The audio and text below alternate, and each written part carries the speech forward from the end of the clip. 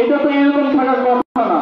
আমাদের এখানে একটা হাই স্কুল আছে, আমাদের একটা প্রাইমারি স্কুল আছে দুইটা, আমার এখানে একটা হাফিজি মাদ্রাসা আছে, আরো অনেক প্রতিষ্ঠান আছে। আমাদের এলাকার বিগত সালে অনেক ভালো ভালো মানুষ আমাদের এলাকা থেকে উঠে গেছে, এবং আমরা যারা এখন আছি এদেরকেও আমরা ধরে রাখতে পারতেছি না আগের যে সুনামটা।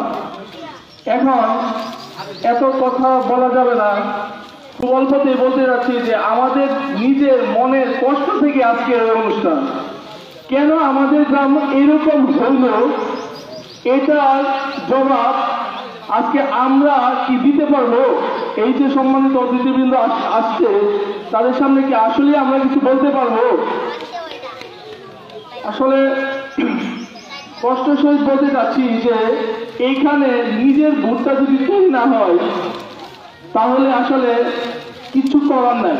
নিজে থেকে যদি সচেতন না হই তাহলে আসলে কিছু করার থাকবে না।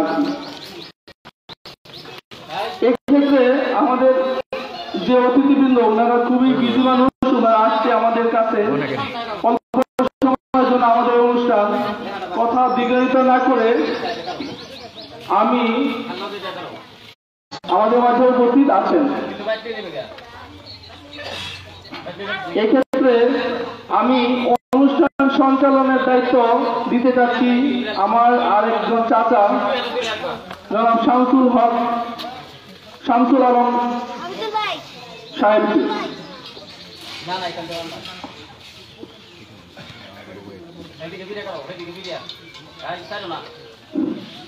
বিসমিল্লাহির রহমানির রহিম। চরকলা যুব সমাজ ও এলাকাবাসী গণ্যমান্য ব্যক্তিবর্গ, উপস্থিত যুব সমাজ, আমি আজকের অনুষ্ঠানে যারা উদ্যোগ নিয়েছে তাদেরকে সাধুবাদ জানাই, ধন্যবাদ জানাই। যে যুব সমাজ হয়েও যে যুব সমাজ আগামী দেশকে চালাবে, আগামী দেশকে গড়ে তুলবে, এই যুব সমাজ আজকে মাদকাসক্ত হয়ে দেশটাকে ধ্বংসের দ্বার প্রান্তে নিয়ে যাচ্ছে।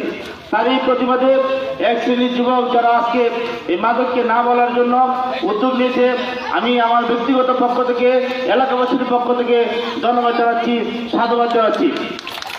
সম্মানীয় উপস্থিতি, আজকের আলোচনার প্রথমে সভাপতিত্ব করেছেন জনাব কবিনুর সাহেব। এরপরে